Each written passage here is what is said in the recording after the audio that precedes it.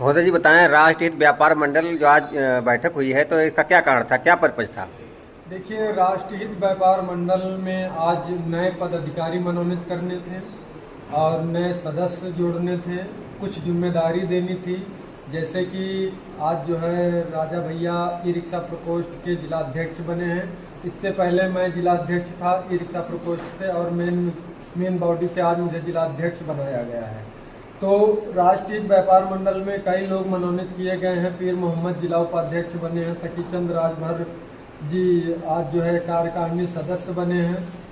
धर्मेंद्र कुंवर जो कि मोहनलालगंज से विधानसभा अध्यक्ष चुने गए हैं। तो एक राष्ट्रीय व्यापार मंडल का उद्देश्य रहा है कि राष्ट्रीय व्यापार मंडल कई वर्षों से लगातार जो है गरीबों और तमाम लोग जो पीड़ित हैं उनकी आवाज़ों को बुलंद करने का कार्य किया है।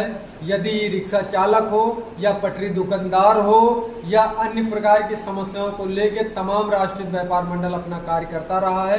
आज हमारे माननीय बड़े भैया मनोज सिंह रघुवंशी जी और प्रदेश प्रभारी जी, कई बड़े पदाधिकारियों को और आना था, कुछ कारण जो है मंत्री जी आए हैं लखनऊ में, तो उन्हीं के साथ में व्यस्तता है, कोई बात नहीं, वो नहीं आ पाए। लेकिन जो है मेन उद्देश्य हमारा एक पैगाम है कि चाहे ई रिक्शा चालक भाई जो हमारे हैं सबसे ज़्यादा आकर राष्ट्रीय व्यापार मंडल में जुड़े। जब उनको पता होना चाहिए कि जब कोई ई रिक्शा चालक की नहीं सुनता था तब राष्ट्रीय व्यापार मंडल ने कदम उठाया था कि ई रिक्शा चालक भाइयों को न्याय दिलाने का कार्य किया था। उसको लेके जो है हमने अपने पद को इस्तीफा दिया। तो कई दिनों से नई योजना बन रही थी कि राष्ट्रीय व्यापार मंडल का जिलाध्यक्ष किसे मनोनीत किया जाए। तो ये काफ़ी चर्चा हुई, कई लोगों से पूछा गया, तो उसमें खुल के इनका नाम राजा भैया का नाम आया है।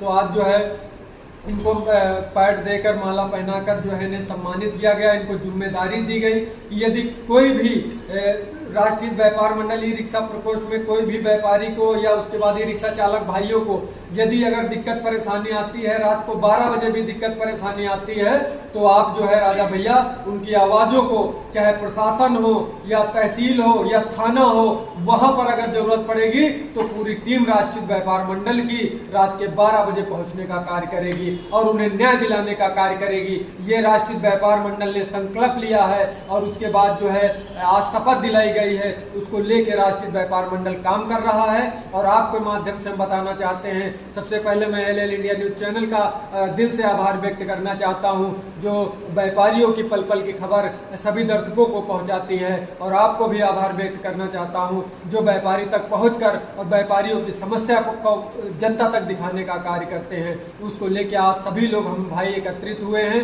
उसमें कोई नहीं है कि हम जिलाध्यक्ष हैं या ये जिलाध्यक्ष बने हैं। हम ये लोग समझते हैं सभी परिवार के लोग हैं और वक्त आने पर अगर किसी भी हमारे रिक्शा चालक या व्यापारी भाई को दुख तकलीफ होगा तो हम पूरे परिवार एकजुट होकर माननीय मुख्यमंत्री जी तक पैगाम पहुंचाने का कार्य करेंगे। महोदय जी ये बताएं कि अब तक काफ़ी संगठन बन रहे हैं, कई संगठन बन चुके हैं, तो उसके बारे में क्या कहेंगे? आप अपनी खिचड़ी पका रहे हो, अपनी खिचड़ी पकाएंगे तो कमजोर होते जा रहे हैं संगठन, इसके बारे में क्या कहना चाहेंगे? देखिए, ये संगठन कमजोर नहीं है और 20 साल पुराना मेरा राष्ट्रीय व्यापार मंडल संगठन है।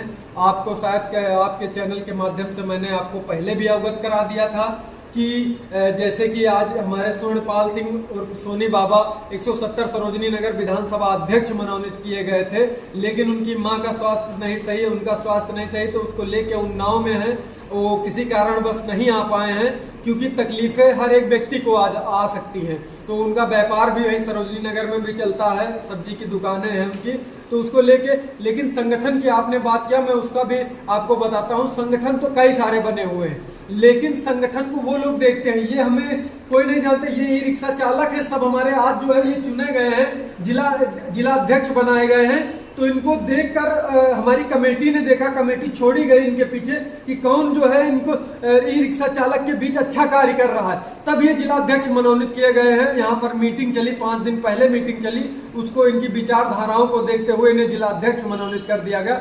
लेकिन ये बड़ी बात है कि आपने जो पूछा है, प्रश्न पूछा, मैं उसका उत्तर भी दूंगा कि राष्ट्रीय मतलब कई संगठन चल रहे, लेकिन उन संगठनों को मैं बताना चाहता हूँ कि जो संगठन चल रहे हैं वक्त आने पर, अभी आपने देखा होगा पिछली बार जब ये रिक्शा परेशान थे तो कई संगठनों ने मुझे समर्थन दिया। कई रिक्शा चालक यूनियन मतलब ई रिक्शा यूनियन और तमाम संगठन, तमाम व्यापार मंडल के लोग ने हमें समर्थन दिया था।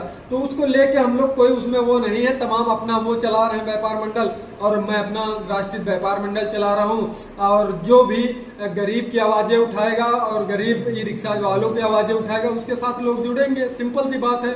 और हम लोग आवाजें उठाने का कार्य करेंगे। तो बस एक छोटी सी एक अंगड़ाई है अभी, तो अभी सारी लड़ाई बाकी है।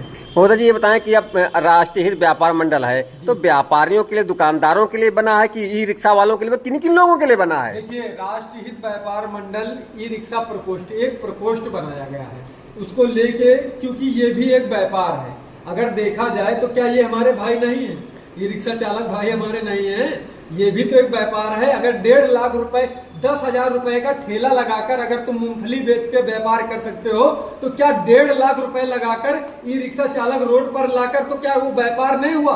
उनसे परिवार का पालन पोषण नहीं होता है? उनकी बेटियां क्या नहीं पढ़ती हैं? उसी कमाई से पढ़ती हैं उनकी बेटियां, इन्हीं ई रिक्शा चालकों के भाई से। और वो एक सेवा के रूप में भी काम करते हैं ई रिक्शा चालक भाई हमारे। यदि किसी के पास पैसा भी नहीं होता है तो कहते हैं दीदी आपको घर तक हम फ्री छोड़ देंगे। ये राष्ट्रीय व्यापार मंडल की सदस्यों की सोच है, ये हमारे जिला अध्यक्ष की सोच है, ये हम लोगों की सोच है। चलिए, धन्यवाद।